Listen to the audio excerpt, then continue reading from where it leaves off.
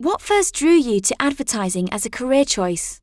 What drew me to advertising was actually, in a weird way, I had no choice.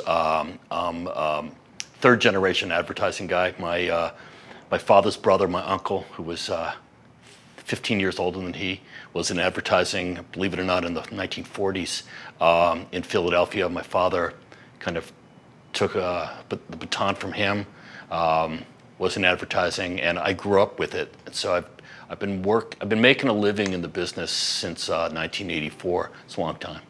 It's 30 years. Do you still remember any commercials from your childhood? So I remember a lot of commercials. Growing up in an advertising household, as we did,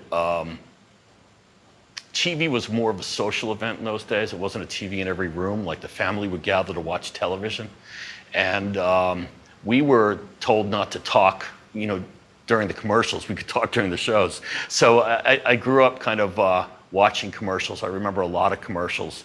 I bet you most people of my generation would remember a lot of, and I feel kind of guilty saying this because they're usually decried as not very creative, but you remember a lot of jingles. What do you think makes jingles memorable? Among purists in the field, jingles are, laughed at, scoffed at, but God, you remember them. What do they call them? Earworms. They get in your head and you can't get them out sometimes. And you add that to, almost everyday exposure, 6 times a day.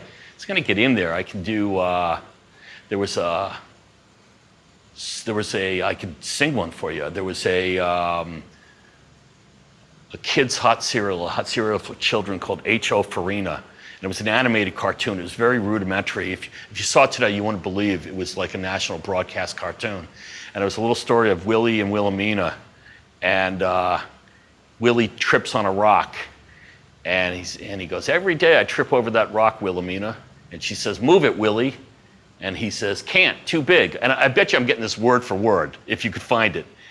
And she says, "I will." And he says, "Huh, you're a girl." And she picks it up. And then the jingle comes up and it goes, "Strong Wilhelmina eats her farina."